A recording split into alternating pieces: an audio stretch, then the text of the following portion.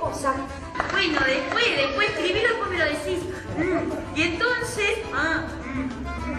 Superman, ayúdame con tus poderes.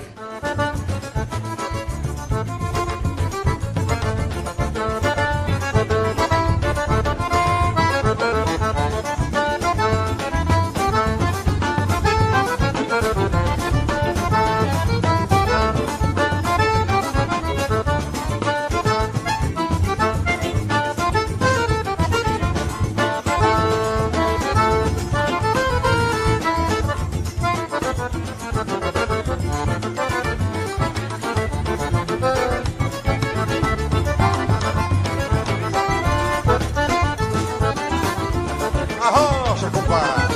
Opa!